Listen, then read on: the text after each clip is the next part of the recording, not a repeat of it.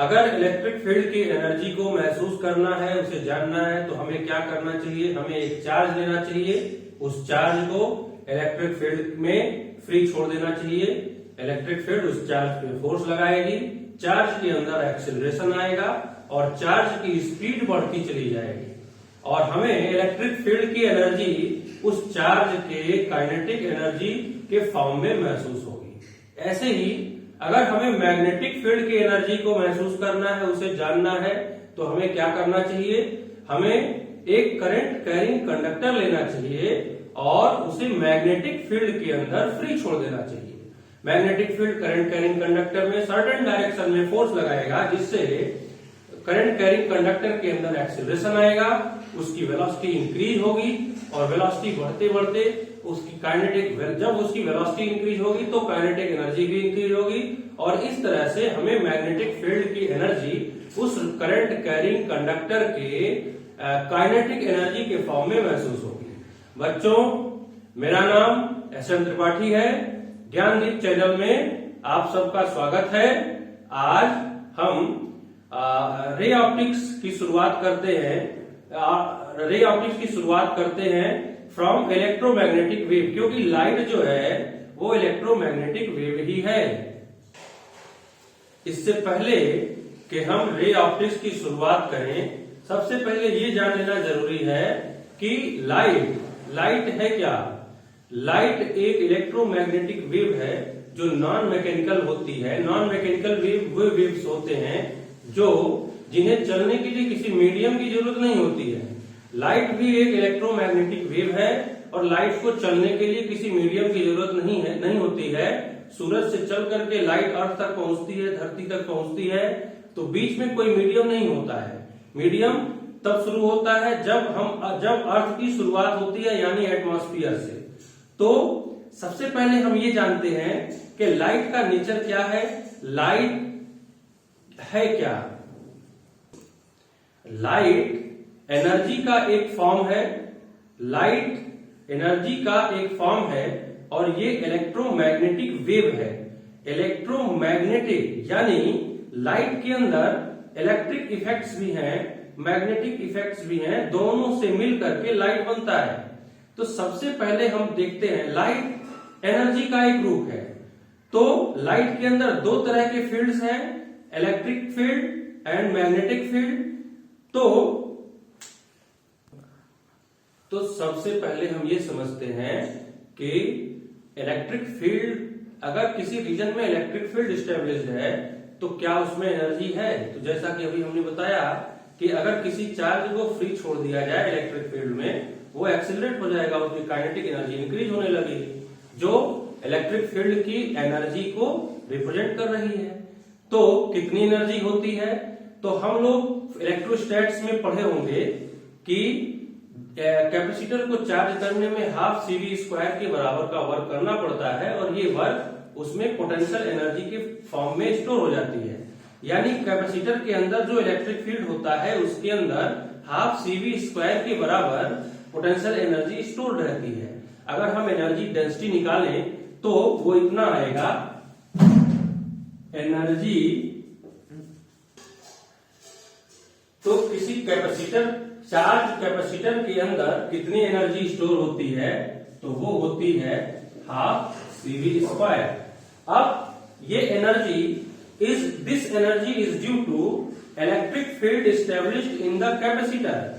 तो अगर हम एनर्जी डेंसिटी समझें कि यूनिट वॉल्यूम में यानी उस एनर्जी के यूनिट वॉल्यूम में कितनी एनर्जी है, तो हमें क्या करना पड़ेगा? हाफ CV² को कैपेसिटर के वॉल्यूम से डिवाइड कर देना पड़ेगा।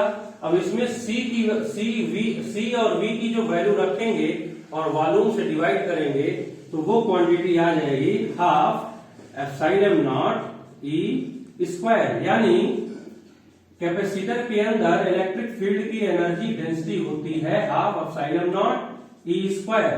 इसका मतलब ये हुआ कि अगर किसी रीजन में इलेक्ट्रिक फील्ड एस्टेब्लिश्ड है तो उसके यूनिट वॉल्यूम में एनर्जी होती है हाफ ε0E²। सिमिलरली अगर हम किसी सॉलिनॉइड में ये तो हो गई कैपेसिटर की कहानी, क्योंकि कैपेसिटर में इलेक्ट्रिक फील्ड होता है। ऐसे ही जब किसी सॉलिनॉइड में करंट फ्लो कराते हैं तो उसके अंदर मैग्नेटिक फील्ड स्टेब्लिश होती है, यूनिफॉर्म मैग्नेटिक फील्ड। और सॉलिनॉइड में आई करंट सेंड करने में हमें इतना वर्क करना पड़ता है, हाफ Li²। और ये वर्क उस सॉलिनॉइड के अंदर मैग्नेटिक पोटेंशियल एनर्जी के फॉर्म में स्टोर रहता है। तो अगर हम सॉलिनॉइड के अंदर उसकी मैग्नेटिक फील्ड के कारण उसके यूनिट वॉल्यूम में कितनी एनर्जी स्टोर रहती है, यानी energy density due to magnetic field, अगर हम देखें सॉलिनॉइड के अंदर कितनी एनर्जी डेंसिटी है मैग्नेटिक फील्ड की, तो हमें क्या करना होगा, हाफ Li² को सॉलिनॉइड के वॉल्यूम से डिवाइड कर देना होगा और L की वैल्यू रखेंगे। और सॉलिनॉइड के लिए L की जितनी वैल्यू होती है उसको जब रख करके हम सॉल्व करेंगे तो ये आ जाएगा हाफ V²/μ0। और ये हमें ये बता रहा है कि अगर किसी रीजन में यूनिफॉर्म इलेक्ट्रिक फील्ड स्टेब्लिश्ड है, अगर किसी रीजन में एक यूनिफॉर्म इलेक्ट्रिक फील्ड स्टेब्लिश्ड है तो उस रीजन में कितनी एनर्जी स्टोर रहती है, उस रीजन के यूनिट वॉल्यूम में एनर्जी स्टोर रहती है हाफ V²/μ0। तो बच्चों, this is the region of uniform electric field and half ε0E² energy is stored in unit volume of this region. Similarly, half V²/μ0 energy is stored in this region, magnetic field के reason में, in unit volume। मतलब जहां magnetic field होता है वहां energy store होती है, ऐसे ही जहां इलेक्ट्रिक फील्ड होता है वहां एनर्जी स्टोर होती है। तो अगर एक सर्टेन वॉल्यूम की हम बात करें कि किसी यूनिट वॉल्यूम की इलेक्ट्रिक फील्ड के रीजन में यूनिट वॉल्यूम की एनर्जी इतना है, तो एक सर्टेन वॉल्यूम V की एनर्जी कितनी होगी, तो हम इस रिलेशन से इसे हम half ε0E²dV for volume V, यानी अगर V वॉल्यूम के अंदर यूनिफॉर्म इलेक्ट्रिक फील्ड स्टेब्लिश्ड है तो उसमें एनर्जी होगी, उस पूरे वॉल्यूम में इलेक्ट्रिक फील्ड के कारण जो एनर्जी होगी वो इतनी होगी। सिमिलरली अगर किसी रीजन में यूनिफॉर्म मैग्नेटिक फील्ड स्टेब्लिश्ड है तो उस रीजन में मैग्नेटिक पोटेंशियल एनर्जी होगी और उस पूरे रीजन की यानी पूरे वॉल्यूम V की एनर्जी अगर हमें निकालना है तो वो भी ऐसे निकलेगा, UV is equal to integration half V²/μ0 dV for volume V। यानी अगर किसी सर्टेन वॉल्यूम में इलेक्ट्रिक फील्ड के रीजन के सर्टेन वॉल्यूम में एनर्जी स्टोर होती है इतनी, और मैग्नेटिक फील्ड के किसी सर्टेन वॉल्यूम में एनर्जी स्टोर होती है इतनी। ये हमें ये बता रहा है कि जहां इलेक्ट्रिक फील्ड है वहां एनर्जी है, जहां मैग्नेटिक फील्ड है वहां भी एनर्जी है। इलेक्ट्रिक और मैग्नेटिक फील्ड एनर्जी का ही एक फॉर्म है और इसमें एनर्जी स्टोर होती है, सॉरी एनर्जी का फॉर्म नहीं है लेकिन उसमें एनर्जी स्टोर होती है इलेक्ट्रिक फील्ड अगर स्टोर रहेगा जहां भी होगा वहां एक एनर्जी जरूर स्टोर रहेगी, और ऐसे ही जहां मैग्नेटिक फील्ड रहेगा उसमें भी एनर्जी स्टोर होगी। जैसा कि हमने शुरुआत में ही बताया कि किसी चार्ज को इलेक्ट्रिक फील्ड में फ्री छोड़ करके देख लिया जाए कि उसमें कितनी एनर्जी स्टोर होती है, ऐसे ही किसी करंट कंडक्टर को मैग्नेटिक फील्ड के अंदर फ्री छोड़ दिया जाए तो वहां पता चल जाएगा कि उस मैग्नेटिक फील्ड में कितनी एनर्जी स्टोर थी। तो अब ये इलेक्ट्रिक और मैग्नेटिक फील्ड आता कहां से है, ये किसकी प्रॉपर्टी है, ये कैसे जनरेट होता है, तो हम सभी को मालूम होगा। टर्म 1 का जो सिलेबस था, अभी पिछले 12th का बोर्ड का एग्जाम जो हुआ है उसमें टर्म 1 का जो सिलेबस था उसमें इलेक्ट्रोस्टैटिक्स, इलेक्ट्रिक करंट और मैग्नेटिक इफेक्ट ऑफ करंट वगैरह चैप्टर्स थे, उस जो भी बच्चे उसको पढ़े होंगे ये मालूम होगा कि इलेक्ट्रिक और मैग्नेटिक फील्ड दोनों ही चार्ज की प्रॉपर्टी होती है। जहां चार्ज होता है वहां इलेक्ट्रिक फील्ड होती है और मैग्नेटिक फील्ड होती है। Stationary charge produces electric field, moving charge produces electric and magnetic field both. मतलब जहां भी चार्ज होगा वहां दो प्रकार की फील्ड्स होंगी, नेचुरल फील्ड्स होंगी, electric field and magnetic field. बच्चों, what happens of electric and magnetic field when a charge is disturbed. ध्यान से सुनना बच्चों, what happens of electric and magnetic field when a charge is disturbed. जब किसी charge को हम डिस्टर्ब करते हैं तो इलेक्ट्रिक और मैग्नेटिक फील्ड भी डिस्टर्ब होती है। और वो डिस्टरबेंस चार्ज, क्योंकि इलेक्ट्रिक और जहां चार्ज है वहां इलेक्ट्रिक फील्ड है, जहां चार्ज है वहां मैग्नेटिक फील्ड है। और मैग्नेटिक फील्ड का एक्सटेंशन, मैग्नेटिक फील्ड या इलेक्ट्रिक फील्ड का एक्सटेंशन चार्ज से लेकर के थ्रू आउट स्पेस, जहां तक स्पेस फैला हुआ है वहां तक होगा। इंटेंसिटी वीक होती जाएगी लेकिन उसका एक्सटेंशन लगभग इनफाइनाइट तक होगा। तो what happens when a charge is disturbed. जो लोग वेव पढ़े होंगे पिछले क्लास में, 11th के क्लास में जो लोग वेव पढ़े होंगे उनको अच्छी तरह से मालूम होगा, जब किसी भी मीडियम को डिस्टर्ब किया जाता है तो वो डिस्टरबेंस एक सर्टेन स्पीड से थ्रू आउट द मीडियम चारों तरफ फैल जाती है और उसी एनर्जी के प्रोपोगेशन को वेव कहते हैं। वही चीज यहां भी होगा जब किसी चार्ज को हम डिस्टर्ब करेंगे, क्योंकि चार्ज इलेक्ट्रिक फील्ड से जुड़ा है, चार्ज से इलेक्ट्रिक फील्ड प्रोड्यूस हो रहा है और मैग्नेटिक फील्ड प्रोड्यूस हो रहा है। तो जब हम उस चार्ज को डिस्टर्ब करेंगे तो सराउंडिंग्स के डिफरेंट पॉइंट्स पर इलेक्ट्रिक और मैग्नेटिक फील्ड के अंदर एक वेरिएशन आएगा। और ये डिस्टरबेंस चार्ज को जो डिस्टर्ब किया गया है, ये disturbance through out the space light की स्पीड से आगे बढ़ेगा। यानी कितनी स्पीड से? 3 lakh kilometre, 3 × 10⁸ metre per second, यानी 3 लाख किलोमीटर पर सेकेंड। 1.25 सेकेंड के अंदर धरती से लेकर के मून तक पहुंच जाएगा। तो जब हम किसी चार्ज को डिस्टर्ब करते हैं तो चार्ज से related electric and magnetic field lines also, ये electric and magnetic field lines also disturb, ये भी डिस्टर्ब हो जाती हैं और उसी डिस्टरबेंस को इलेक्ट्रोमैग्नेटिक वेव कहते हैं।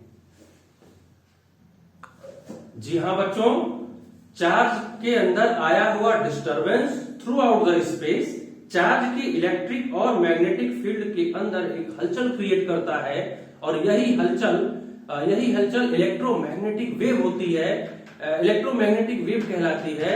और वो लाइट की स्पीड से, अभी हमने बताया 3 लाख किलोमीटर पर सेकंड की स्पीड से चार्ज से शुरू होती है and through out the space वो चारों तरफ फैल जाती है।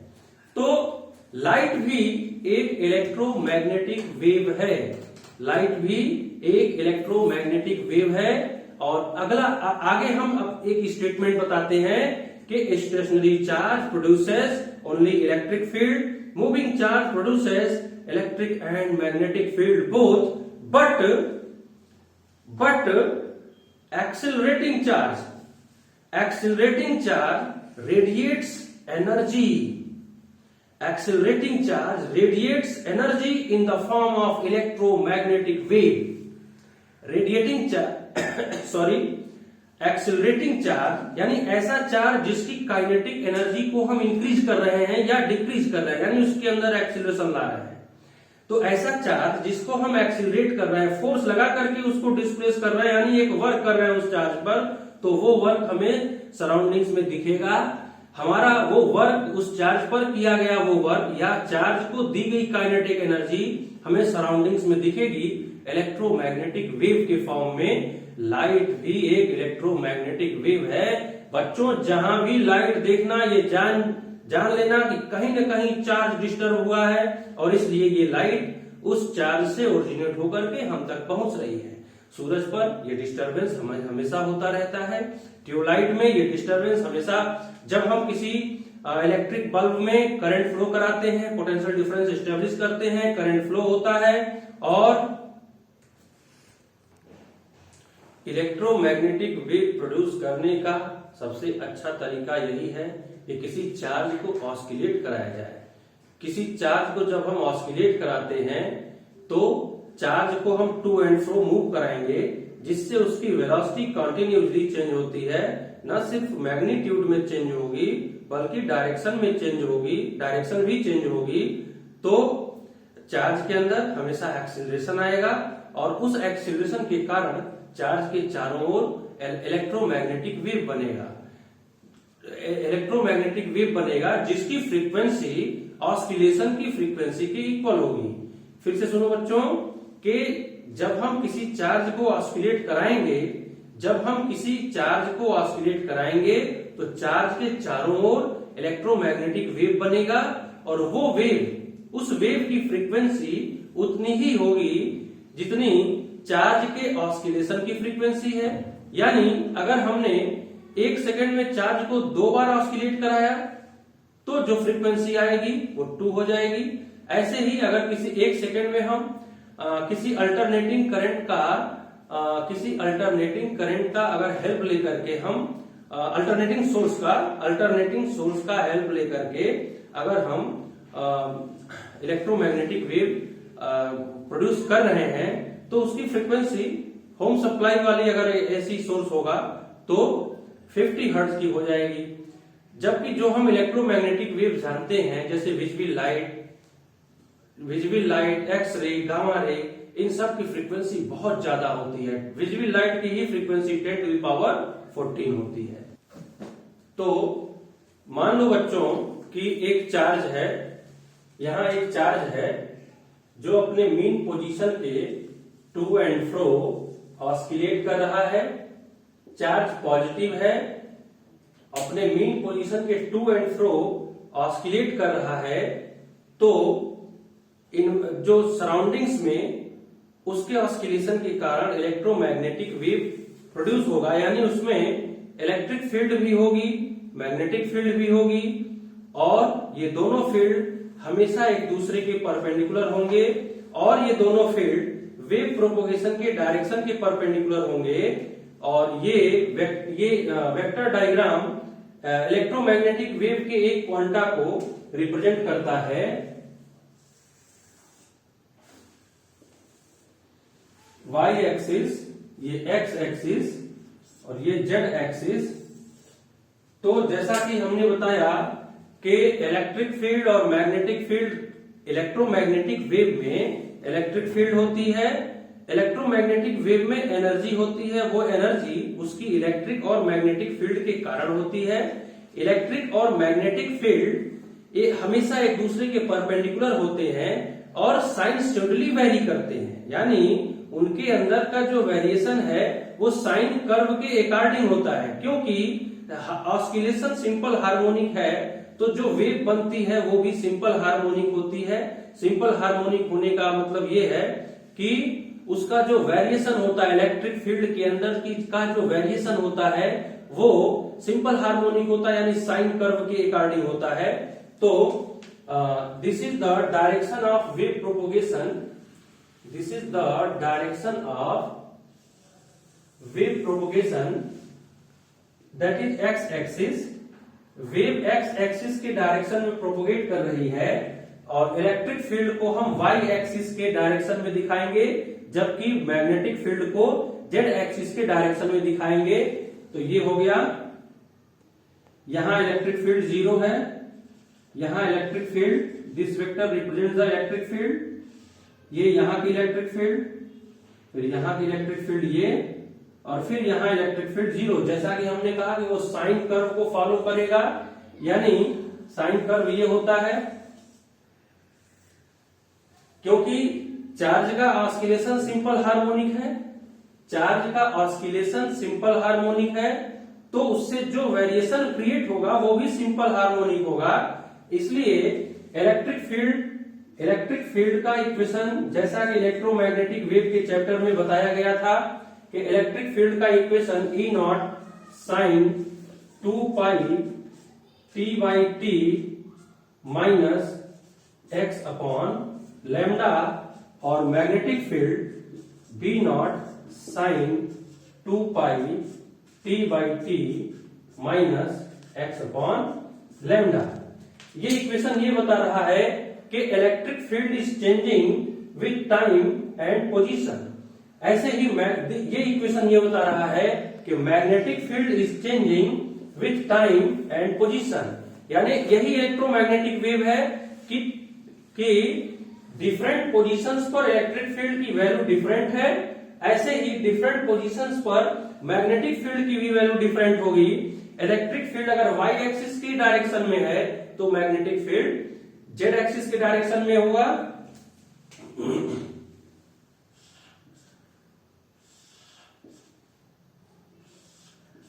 यहां पर मैग्नेटिक फील्ड 0 हो गया। फिर यहां इलेक्ट्रिक फील्ड का डायरेक्शन चेंज, ये इलेक्ट्रिक फील्ड और ये एक्सिस मैग्नेटिक फील्ड को रिप्रेजेंट कर रही है। यहां पर इलेक्ट्रिक फील्ड भी 0 हो गया और मैग्नेटिक फील्ड भी 0 हो गया।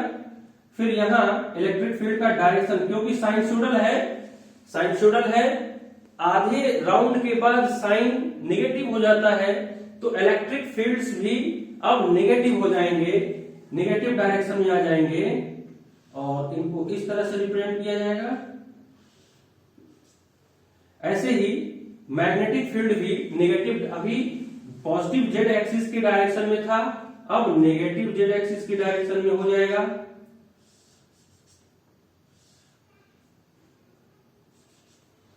तो this is one quanta of wave का ये एक टुकड़ा है।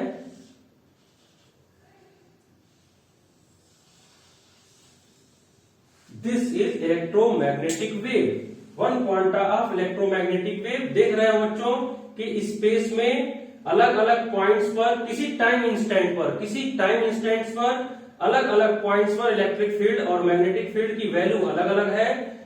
कहीं न सिर्फ उसका मैग्नीट्यूड अलग अलग है, जैसे इस हाफ रिवोल्यूशन में electric field positive X axis के डायरेक्शन में है, तो यहां नेगेटिव एक्स एक्सिस के डायरेक्शन में हो गया। ऐसे ही magnetic field first half revolution में जेड एक्सिस के डायरेक्शन, पॉजिटिव जेड एक्सिस के डायरेक्शन में है, तो अगले हाफ रिवोल्यूशन में नेगेटिव जेड एक्सिस के डायरेक्शन में हो गया। तो दिस इज इलेक्ट्रोमैग्नेटिक वेव।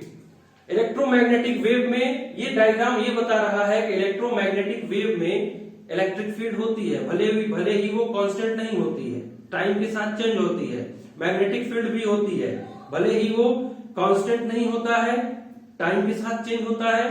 तो जब इलेक्ट्रिक फील्ड भी है, मैग्नेटिक फील्ड भी है, तो जाहिर सी बात है कि वो एनर्जी भी है, उसके अंदर एनर्जी भी है, क्योंकि वहां इलेक्ट्रिक फील्ड भी है, मैग्नेटिक फील्ड भी है, तो वहां एनर्जी भी है।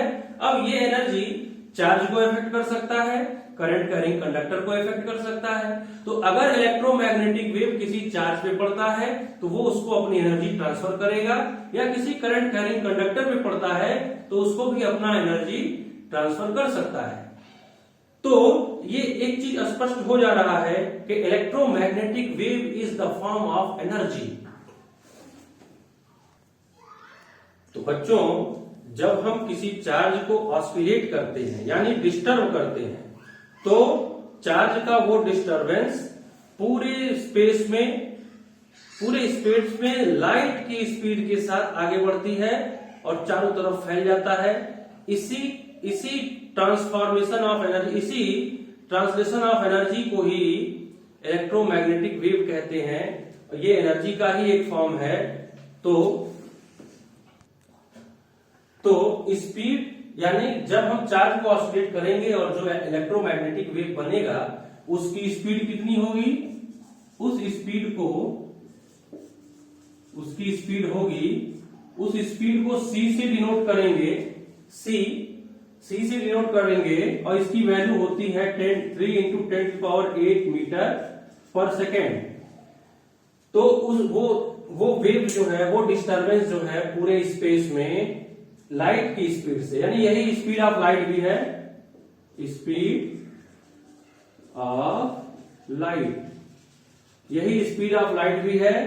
तो वेव, वो डिस्टरबेंस, वो एनर्जी पूरे स्पेस में इस स्पीड से, सी स्पीड से, इसको सी से डिनोट करेंगे, सी स्पीड से पूरे स्पेस में फैलेगी, प्रोपोगेट होगी, और यही इलेक्ट्रो। तो बच्चों, जो लोग मैक्सवेल्स थियरी पढ़े होंगे पिछले चैप्टर में, इलेक्ट्रोमैग्नेटिक वेव, जो एनसीईआरटी का टर्म 2 का पहला चैप्टर है, इलेक्ट्रोमैग्नेटिक वेव, जो लोग ये पढ़े होंगे उसमें मैक्सवेल्स थियरी आई होगी। जो लोग मैक्सवेल्स थियरी पढ़े होंगे उनको मालूम होगा कि हम मैक्सवेल्स इक्वेशंस को यूज करके हम ये पता कर सकते हैं कि लाइट की स्पीड मीडियम की परमिबिलिटी और परमिटिविटी पे डिपेंड करती है। This relation is very important. ये हमें क्या बताती है कि लाइट की speed depends upon permeability of medium and permittivity of medium. Light की स्पीड परमिबिलिटी और परमिटिविटी से रिलेटेड होती है। हम इतना डिराइव कर सकते हैं यूजिंग मैक्सवेल्स लॉ। और तो फ्री स्पेस में, in free space speed of light, in free space या वैक्यूम में लाइट की speed 1 upon root epsilon naught mu naught होती है। वैक्यूम में लाइट की स्पीड इतनी होती है, लेकिन किसी मीडियम में लाइट की स्पीड इतनी नहीं होती है। तो इन अ मीडियम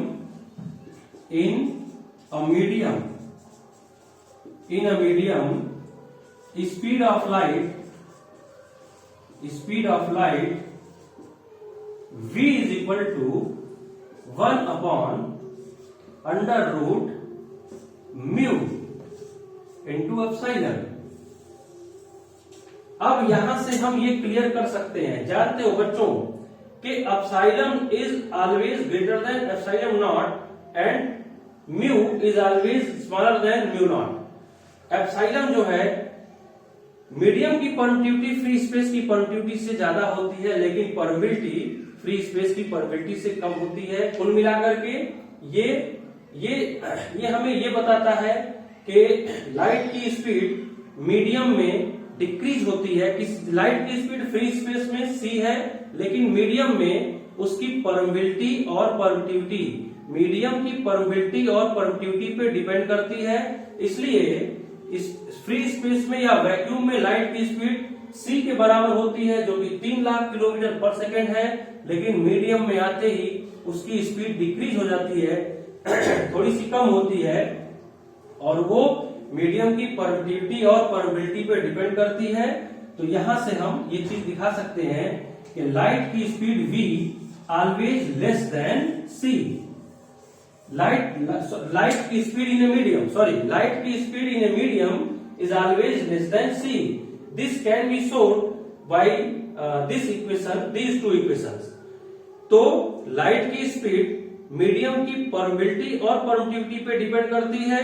अगर हमें फ्री स्पेस में लाइट की स्पीड चाहिए तो वो इतना हो जाएगा 1 upon under root free space की परमिबिलिटी इंटू फ्री स्पेस की परमिटिविटी। ऐसे ही अगर किसी मीडियम में लाइट की स्पीड पता करना हो तो हमें ये relation 1 upon under root medium की परमिबिलिटी इंटू मीडियम की परमिटिविटी, ये हमें लाइट की स्पीड देगा।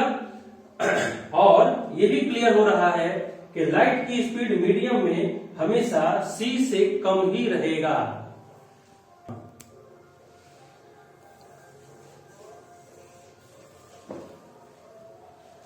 तो बच्चों, ये दो रिलेशन हमें ये बताते हैं कि लाइट की स्पीड मीडियम में लाइट की स्पीड हमेशा फ्री स्पेस वैल्यू से कम होती है, या ये चीज हमें क्लियर हो रहा है।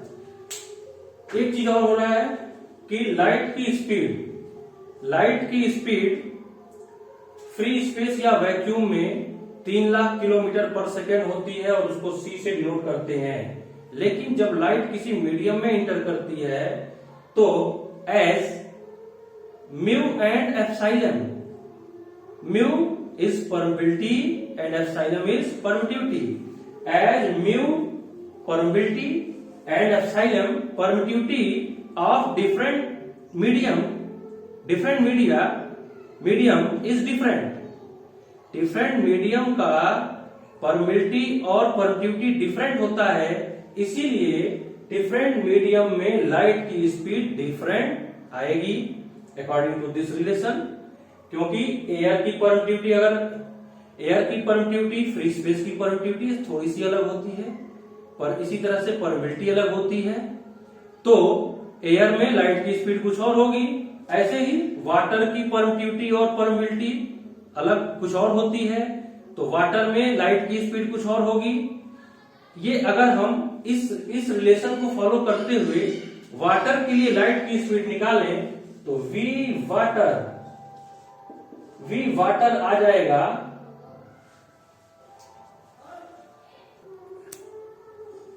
9/4 into 10⁸ मीटर/सेकेंड। वाटर में लाइट की स्पीड 9/4 into 10⁸ मीटर/सेकेंड, जबकि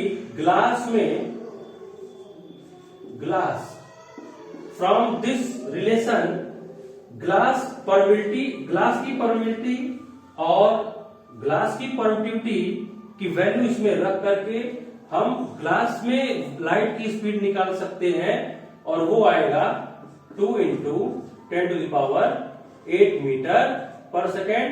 सिमिलरली जब डायमंड की परमिटिविटी और डायमंड की परमिबिलिटी को यूज करके हम डायमंड में लाइट की स्पीड निकालेंगे तो वो आ जाएगा v diamond is equal to 1.2 into 10⁸ metre per second. तो क्योंकि अलग अलग मीडियम की परमिटिविटी और परमिबिलिटी अलग अलग होती है, इसलिए अलग अलग मीडियम में लाइट की स्पीड अलग अलग आती है। From this may be clear from this relation. तो फ्री स्पेस में लाइट की स्पीड 3 लाख किलोमीटर/सेकेंड, जिसको हम c से डिनोट करेंगे, लेकिन मीडियम में एंटर करते ही लाइट की स्पीड इतनी नहीं रह जाती है, थोड़ी सी कम हो जाती है, और वो डिपेंड करती है मीडियम की परमिटिविटी और परमिबिलिटी पर। और अगर हम इस रिलेशन को फॉलो करके लाइट की स्पीड निकालना चाहें तो वाटर में लाइट की स्पीड आ रही है इतनी, ग्लास में 2 लाख किलोमीटर/सेकेंड, वाटर में 2 लाख किलोमीटर/सेकेंड, और डायमंड में 1,20,20,000 किलोमीटर/सेकेंड ये स्पीड आ रही है। यानी डिफरेंट मीडियम में लाइट की स्पीड डिफरेंट होगी। जनरली ये देखा गया है बच्चों, कि लाइट की स्पीड रेयरर मीडियम में ज्यादा होती है और डेंसर मीडियम में कम होती है। This is a general idea के v rarer always greater than v denser। This is general idea. Generally हमने देखा है कि रेयरर मीडियम यानी जिसकी डेंसिटी कम होती है उसमें मास डेंसिटी, जिस मीडियम की मास डेंसिटी कम होती है उसमें लाइट की स्पीड ज्यादा होती है, और जिस मीडियम की मास डेंसिटी ज्यादा होती है उसमें लाइट की स्पीड कम होती है। यानी v rarer always greater than v denser। मतलब कि v air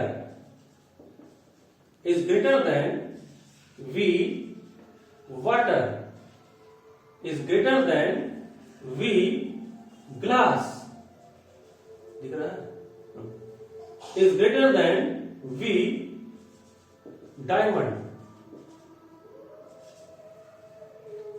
लाइट की स्पीड वैक्यूम में सबसे ज्यादा 3 लाख किलोमीटर/सेकेंड। जैसे ही एटमॉस्फेयर में, अर्थ की सराउंडिंग्स में जैसे ही एटमॉस्फेयर में लाइट इंटर करती है, लाइट की स्पीड बहुत थोड़ा सा डिक्रीज होती है। फिर भी इन ऑल मीडियम लाइट की स्पीड एयर में सबसे ज्यादा है। उसके बाद मीडियम की बात कर रहे हैं, लाइट की स्पीड एयर में सबसे ज्यादा, वो भी एटमॉस्फेयर के ऊपरी हिस्से में ज्यादा, निचले हिस्से में थोड़ा कम होती है कंपैरेटिवली। एयर में सबसे ज्यादा, वाटर में उससे कम, ग्लास में उससे भी कम, डायमंड में सबसे कम। जैसे जैसे डेंसिटी बढ़ी है, एयर वाटर की डेंसिटी एयर से ज्यादा होती है, ग्लास की डेंसिटी वाटर से ज्यादा होती है, ग्लास वाटर के अंदर डूब जाएगा। डायमंड की डेंसिटी ग्लास से ज्यादा होती है, वाटर की डेंसिटी एयर से ज्यादा होती है, ग्लास की डेंसिटी वाटर से ज्यादा होती है, ऐसे ही डायमंड की डेंसिटी ग्लास से ज्यादा होती है। तो जैसे जैसे मीडियम डेंसर हो रहा है, लाइट की स्पीड कम होती जा रही है। इसमें एक हमें टर्पेंटाइन या तारपीन के तेल का जो एग्जाम्पल है वो थोड़ा एक्सेप्शन है। तारपीन का तेल की मास डेंसिटी, यहां ये नोट करने लायक है बच्चों, ध्यान से सुन लेना कि तारपीन का जो तेल है, टर्पेंटाइन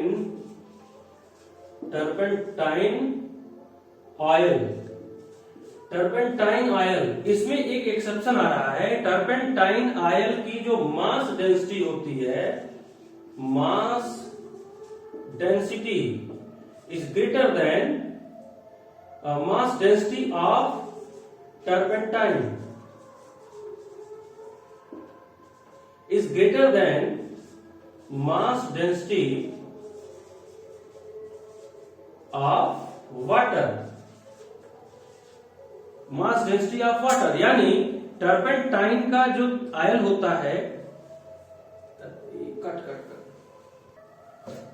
सॉरी बच्चों एक गलती हो गई है, मास डेंसिटी ऑफ टर्पेंटाइन आयल, इसकी मास डेंसिटी होती है 840 किलोग्राम पर मीटर क्यूब, जबकि वाटर की मास डेंसिटी होती है 1000 किलोग्राम पर मीटर क्यूब। तो मास density of turpentine oil is smaller than, slightly smaller than mass density of turpentine oil is smaller than mass density of water, 840 kilogram पर metre cube, जबकि water की mass density 1000 kilogram पर metre cube है। लेकिन speed of light v turpentine is less than v water. Water turpentine के साथ behave ऐसा करती है जैसे टर्पेंटाइन की डेंसिटी वाटर की डेंसिटी से ज्यादा हो। यानी जैसे यहाँ ग्लास की डेंसिटी वाटर की डेंसिटी से ज्यादा है तो लाइट की स्पीड ग्लास में कम है, वाटर में ज्यादा है। ऐसे ही डायमंड की डेंसिटी ग्लास की डेंसिटी से ज्यादा है तो डायमंड में लाइट की स्पीड ज्यादा है और ग्लास कम है, जबकि ग्लास में ज्यादा है। लेकिन यहाँ टर्पेंटाइन की डेंसिटी वाटर की डेंसिटी से कम है, जबकि टर्पेंटाइन में लाइट की स्पीड भी वाटर में लाइट की स्पीड से कम है। तो यहाँ लाइट थोड़ा सा उल्टा बिहेव करती है, बिहेवियर थोड़ा अलग है। तो इस तरह से इसे हम ये कह सकते हैं, जब अगर लाइट की स्पीड किसी मीडियम में ज्यादा हो रही है, ज्यादा है और किसी दूसरे मीडियम में कम है, तो जिस मीडियम में लाइट की स्पीड ज्यादा होती है उसको हम ऑप्टिकली रेयरर मीडियम कहते हैं, और जिस मीडियम में लाइट की स्पीड कंपैरेटिवली कम होती है उसको हम ऑप्टिकली डेंसर मीडियम कहते हैं। फॉर एग्जांपल बच्चों इसको हम ऑप्टिकल डेंसिटी भी कह सकते हैं, ऑप्टिकल डेंसिटी, इसको भी समझ लेना जरूरी है। जैसे water is optically denser than air, and water की मास डेंसिटी भी एयर से ज्यादा है। ऐसे ही glass is optically denser than water, and mass density भी ग्लास की ज्यादा है। ऐसे ही डायमंड की मास डेंसिटी ग्लास से ज्यादा है, और diamond is also optically denser than glass. But यहां थोड़ा सा mass density of water is greater than mass density of turpentine oil, but turpentine is optically denser and water is optically rarer. ये एक उल्टा एग्जाम्पल है जिसे हम note कर सकते हैं।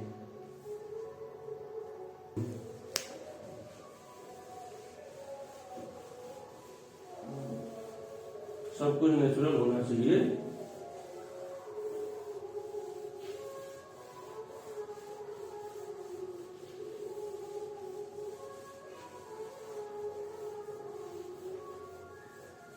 अब हम टॉपिक को आगे बढ़ाते हैं और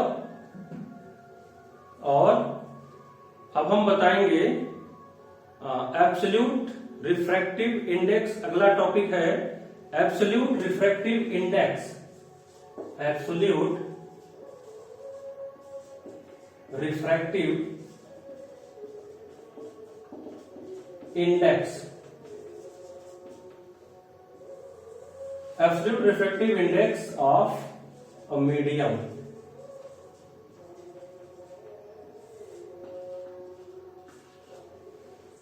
What is absolute refractive index of medium?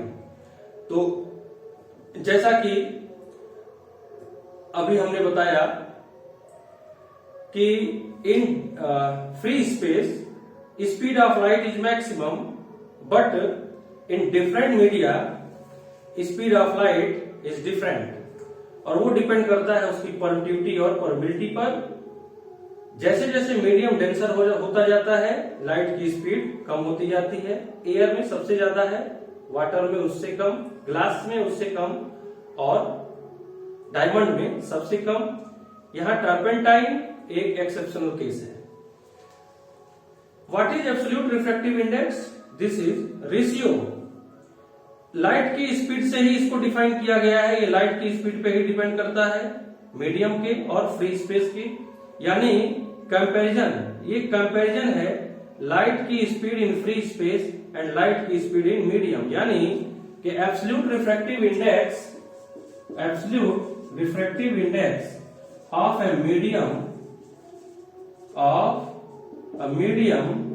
is defined as the ratio of speed of light in free space यानी vacuum to speed of light in the given medium।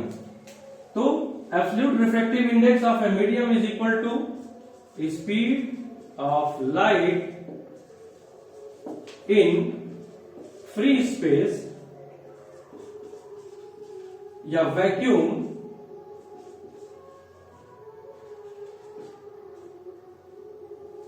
upon speed of light in medium। इसको हम C से denote कर सकते हैं और इसको V से डिनोट कर सकते हैं। तो absolute refractive index of a medium, उसको हम म्यू से डिनोट कर रहे हैं। एब्सोल्यूट रिफ्रैक्टिव इंडेक्स को म्यू से डिनोट कर रहे हैं। तो absolute refractive index of a medium is equal to C upon V, where C is speed in vacuum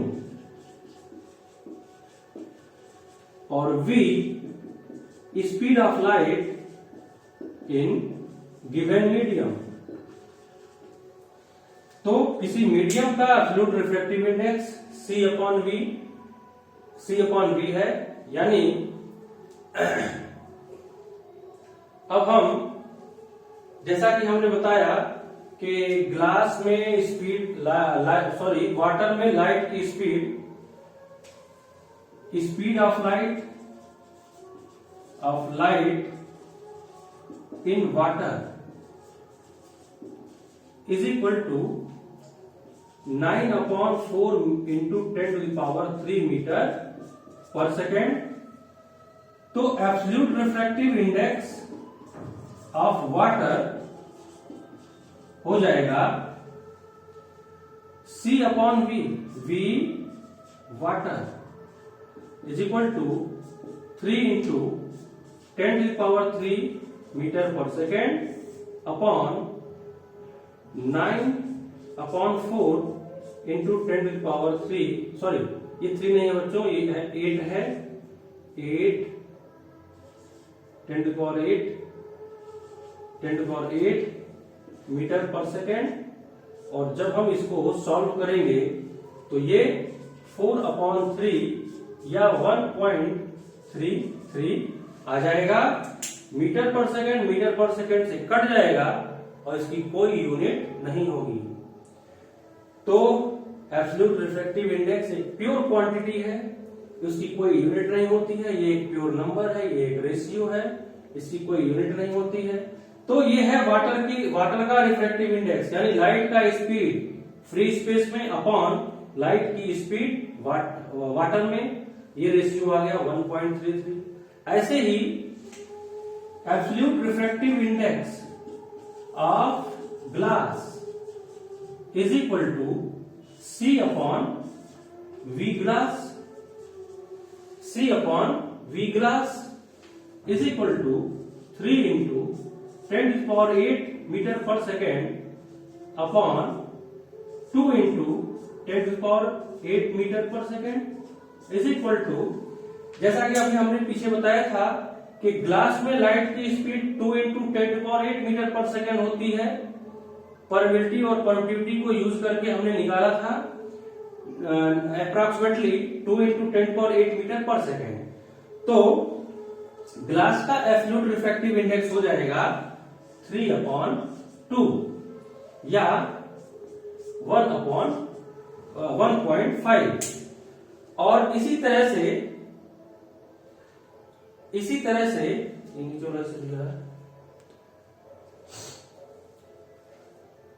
similarly absolute refractive index of diamond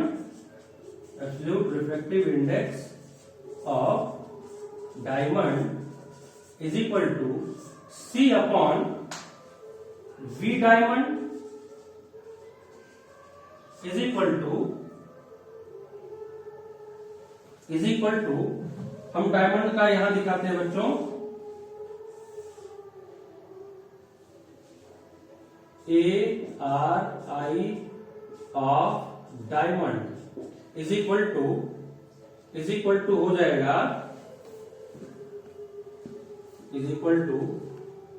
3 into 10⁸ metre per second upon 1.2 into 10⁸ metre per second, 3/1.2 और ये आ जाएगा 5/2 या 2.5। तो absolute refractive index of diamond आ रहा है 2.5। तो बच्चों, अगर हमें मीडियम में लाइट की स्पीड मालूम है, किसी मीडियम में लाइट की स्पीड मालूम है, तो उस मीडियम का एब्सोल्यूट रिफ्रैक्टिव इंडेक्स हम निकाल सकते हैं। कैसे निकलेगा? C upon V, where C is speed of light in vacuum या फ्री स्पेस और V is equal to speed of light in medium. तो इस तरह से हम मीडियम का एब्सोल्यूट रिफ्रैक्टिव इंडेक्स निकाल सकते हैं। मीडियम का एब्सोल्यूट रिफ्रैक्टिव इंडेक्स मीडियम में लाइट की स्पीड पर डिपेंड करता है।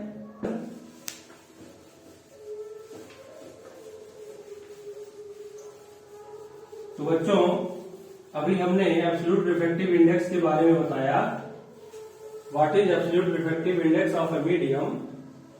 तो एब्सोल्यूट रिफ्रैक्टिव इंडेक्स, जिसे हम म्यू से डिनोट करते हैं, absolute refractive index mu is equal to C upon V, यानी speed of light in free space upon speed of light in medium. तो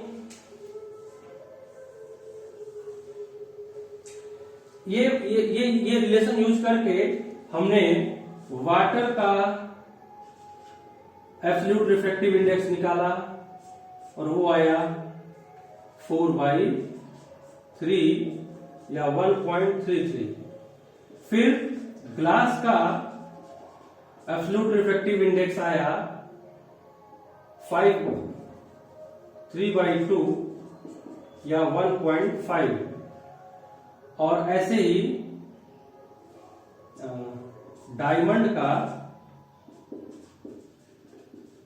रिफ्रैक्टिव इंडेक्स आया 1.2.5 या 5/2।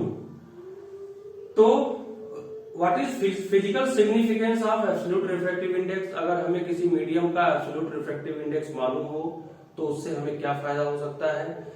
अगर हमें किसी मीडियम का एब्सोल्यूट रिफ्रैक्टिव इंडेक्स मालूम हो तो हम लाइट की स्पीड उस मीडियम में निकाल सकते हैं। एब्सोल्यूट रिफ्रैक्टिव इंडेक्स का यही फिजिकल सिग्निफिकेंस है। कैसे निकलेगा? V medium is equal to C upon mu. जैसे V water is equal to, water में लाइट की speed is equal to C upon V mu.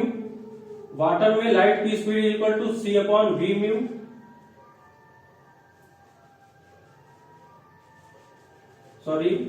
Water में लाइट की speed is equal to C upon mu water. ऐसे ही glass में light की speed is equal to C upon mu glass. और ऐसे ही V diamond is equal to C upon mu diamond. तो अगर हमें किसी मीडियम का एब्सोल्यूट रिफ्रैक्टिव इंडेक्स मालूम है तो हम उस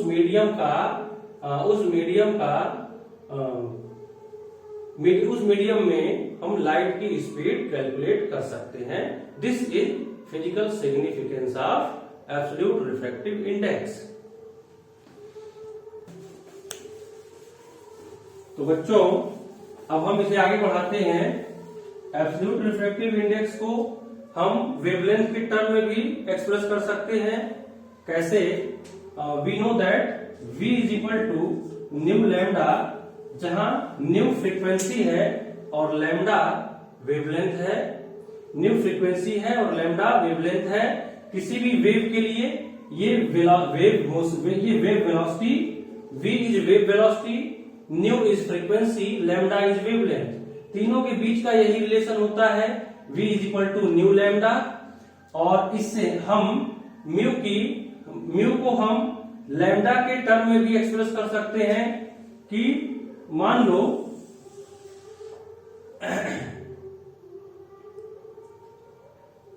lambda is equal to wavelength of light in free space, medium, and lambda naught is wavelength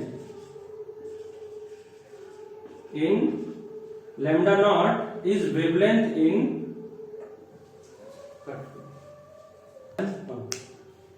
free space. तो बच्चों यहां ये हम बताना चाहेंगे कि लाइट जब जैसे डिफरेंट मीडियम में लाइट की स्पीड डिफरेंट होती है, ऐसे ही डिफरेंट मीडियम में लाइट का वेवलेंथ भी अलग अलग होता है। लाइट का वेवलेंथ वैक्यूम में सबसे ज्यादा होता है, फ्री स्पेस में सबसे ज्यादा होता है। और लाइट जैसे जैसे डेंसर मीडियम में इंटर करता जाता है उसका वेवलेंथ कम होता जाता है, एक्सेप्ट ऑफ टर्पेंटाइन ऑयल। तो यहाँ lambda represents the wavelength of light in medium and lambda naught represents the wavelength of light in free space. तो लेकिन एक चीज और, जैसा कि हमने बताया शुरुआत में, इस वीडियो की शुरुआत में ही हमने बताया कि लाइट की स्पीड चेंज होती है मीडियम टू मीडियम, लाइट का wavelength medium to medium change होता है, लेकिन फ्रीक्वेंसी हमेशा कांस्टेंट होती है।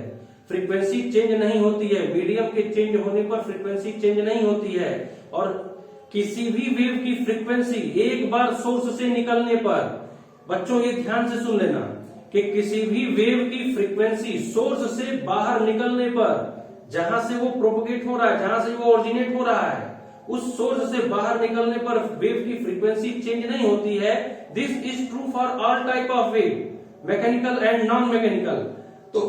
तो किसी इलेक्ट्रोमैग्नेटिक वेव की फ्रीक्वेंसी भी चेंज नहीं होती है और वो डिपेंड करती है वेव सोर्स पे, जो कि वेव को प्रोड्यूस कर रहा है। उस सोर्स में चार्ज का जो ऑस्किलेशन की फ्रीक्वेंसी होती है वही फ्रीक्वेंसी होती है वेव पर। अब वेव मीडियम, एक मीडियम से दूसरा मीडियम से तीसरा से चौथा, 1000 बार मीडियम चेंज करे, जब तक सोर्स की फ्रीक्वेंसी, ऑस्किलेशन की फ्रीक्वेंसी चेंज नहीं होगी, सोर्स के अंदर चार्ज के ऑस्किलेशन की फ्रीक्वेंसी चेंज नहीं होगी, तब तक किसी भी मीडियम में लाइट का फ्रीक्वेंसी चेंज नहीं होगा। लाइट की फ्रीक्वेंसी को या वेव की फ्रीक्वेंसी को हम तभी चेंज कर सकते हैं जब हम सोर्स की फ्रीक्वेंसी को चेंज करें।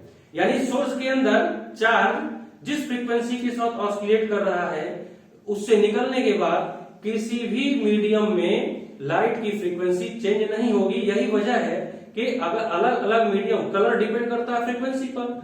तो लाल रंग की कोई चीज है, अगर पानी में डालो तो भी वही रंग रहेगा, किसी भी ट्रांसपेरेंट लिक्विड में डालो तो उसका कलर चेंज नहीं होता है क्योंकि फ्रीक्वेंसी कांस्टेंट रहती है। तो जब लाइट या इलेक्ट्रोमैग्नेटिक वेव अपना मीडियम चेंज करता है तो लाइट की स्पीड चेंज होती है, वेवलेंथ चेंज होता है, लेकिन फ्रीक्वेंसी हमेशा कांस्टेंट होता है। तो light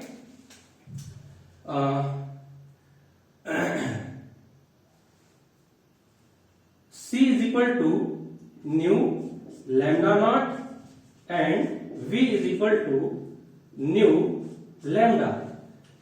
This is speed of light in free space. This is speed of light, wavelength in free space. और ऐसे ही this is speed of light in medium and lambda is wavelength of light in medium. Lambda change हुआ है, wavelength change हुआ है, लेकिन frequency यहां भी new है और यहां भी न्यू है, और इसलिए म्यू की वैल्यू हो जाएगी mu is equal to C, यानी C अपॉन V, यानी nu lambda not upon nu lambda. ये हो गया लैम्डा नॉट अपॉन लैम्डा। तो mu is equal to lambda not upon lambda. यानी एक कन्वेंशनल डेफिनेशन हमें मिल गया या ऑप्शनल डेफिनेशन हमें मिल गया कि व्हाट इज म्यू। तो mu is equal to wavelength of light, ratio of wavelength of light in vacuum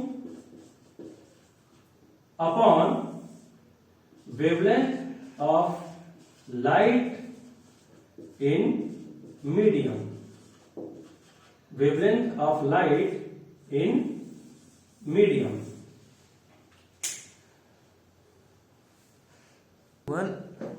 तो बच्चों अगला टॉपिक है, ये एब्सोल्यूट रिफ्रैक्टिव इंडेक्स रहा। अब हम बताने जा रहे हैं रिलेटिव रिफ्रैक्टिव इंडेक्स। बड़े ही ध्यान से सुनने की जरूरत है कि what is relative refractive index, यानी कि refractive index of a medium with respect to other medium, यानी रिलेटिव रिफ्रैक्टिव इंडेक्स। तो relative refractive index, relative refractive index. ध्यान से सुनना बच्चों, रिलेटिव रिफ्रैक्टिव इंडेक्स क्या है? Relative refractive index, refractive index, refractive R for refractive index R I, refractive index of medium one. एक medium का दूसरे मीडियम के रिस्पेक्ट में ये रिफ्रैक्टिव इंडेक्स इंडेक्स बताया जा रहा है। तो refractive index of medium medium two with respect to medium one. ध्यान से सुनना बच्चों, refractive index of medium two with respect to medium one. Refractive index of medium two with respect to medium one is defined as the ratio of absolute refractive index of medium 2 to absolute refractive index of medium one, medium one. Refractive index of medium two with respect to medium one, इसको कैसे express करेंगे? Medium two का refractive index medium one के respect में इसको express कैसे किया जाएगा? 1 mu two. This is called refractive index of medium two with respect to medium one. Refractive index of medium two with respect to medium one will be expressed by 1 mu 2, will be expressed by 1 mu 2, and 1 mu 2 is equal to absolute refractive index of medium 2 upon absolute refractive index of medium 1. तो 1 mu 2 is equal to mu 2 upon mu 1। अब ये mu 2 क्या है बता दे रहा है, mu 2 और mu 1 क्या है? mu 2 is equal to absolute refractive index of medium 2 and mu 1 is equal to absolute refractive index of medium 1।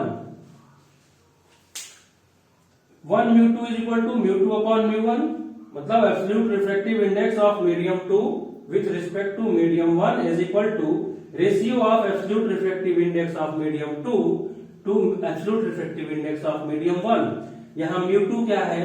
Mu two है absolute refractive index of medium two और म्यू वन है absolute refractive index of medium one.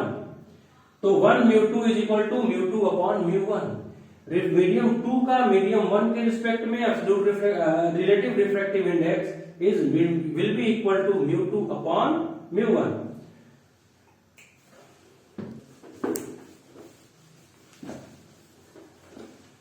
तो बच्चों refractive index of medium two with respect to medium one यानी 1 mu two is equal to mu two upon mu one. 1 mu two is equal to mu two upon mu one. 1 mu two is equal to mu two upon mu one. अब हम इस relation को speed के term में convert कर सकते हैं और वेवलेंथ के टर्म में कन्वर्ट कर सकते हैं। सपोज दैट के speed of light in medium one is equal to v1 and speed of light in medium two is equal to v2। Medium one में लाइट की स्पीड v1 है और मीडियम टू में light की speed v2 है। तो according to definition mu one हो जाएगा c अपॉन v1, क्योंकि किसी भी मीडियम का एब्सोल्यूट रिफ्रैक्टिव इंडेक्स होता है ratio of speed of light in free space to speed of light in medium. तो म्यू वन हो जाएगा c अपॉन v1 और म्यू टू हो जाएगा c अपॉन v2 और 1 म्यू टू हो जाएगा c upon v2 mu two upon mu one. 1 mu two is equal to mu two upon mu one यानी c upon v2 upon c upon v1 और ये आ जाएगा v1 अपॉन v2। तो 1 mu two is equal to v1 upon v2। Again अभी हमने बताया था कि v is equal to nu lambda. Wavelength और स्पीड चेंज होता है किसी लाइट का अलग अलग मीडियम में, किसी भी लाइट का अलग अलग मीडियम में स्पीड अलग अलग हो सकता है, वेवलेंथ अलग अलग हो सकता है, लेकिन फ्रीक्वेंसी हमेशा कांस्टेंट रहती है, फ्रीक्वेंसी चेंज नहीं होता है। तो हम लिख सकते हैं कि v1 is equal to nu lambda one and v2 is equal to nu lambda two. v1 speed of light in medium one, wavelength speed lambda one wavelength of light in medium one, v2 speed of light in medium two and lambda two is wavelength of light in medium two. तो और जबकि new वही है तो यहां हम v1 और v2 के जगह पर लिख करके वन म्यू टू को हम ऐसे भी लिख सकते हैं, one mu two is equal to V1 upon V2 is equal to nu lambda 1 upon nu lambda 2। तो वन म्यू टू हो गया लैम्डा 1 अपॉन लैम्डा 2। तो ये हुआ बच्चों मीडियम 2 का मीडियम 1 के रिस्पेक्ट में refractive index V1 upon V2, यानी speed of light, ratio of speed of light in medium 1 to speed of light in medium 2। और ये हो गया लैम्डा 1 अपॉन लैम्डा 2, यानी wavelength in medium 1 to ratio of wavelength in medium 1 to wavelength in medium 2। तो बच्चों इसको हम एक साथ दिखाते हैं, इसको हम एक साथ दिखाते हैं।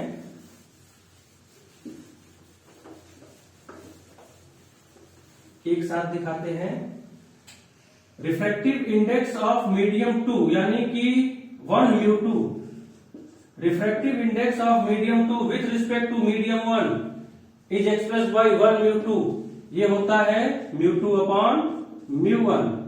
और इसी को जब हम स्पीड के टर्म में लिख देंगे तो ये आ जाएगा V1 अपॉन V2। और वेवलेंथ के टर्म में लिखेंगे तो ये आएगा लैम्डा 1 अपॉन लैम्डा 2, जहां V1 speed of light in medium 1, V2 speed of light in medium 2, lambda 1 speed of light wavelength of light in medium 1 और lambda 2 wavelength of light in medium 2। हम पहले भी बता चुके हैं कि लाइट की स्पीड चेंज होती है, वेवलेंथ चेंज होता है, फ्रीक्वेंसी चेंज नहीं होती है। तो यहां देखो मीडियम 1 में लाइट की स्पीड V1, मीडियम 2 में लाइट की स्पीड V2, ऐसे ही मीडियम 1 में लाइट का वेवलेंथ लैम्डा 1 और मीडियम 2 में लाइट का wavelength lambda 2।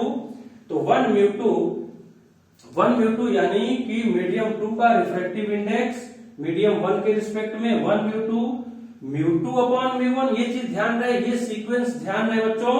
1 mu 2 is equal to mu 2 upon mu 1 is equal to V1 upon V2 is equal to lambda 1 upon lambda 2। Thank you बच्चों।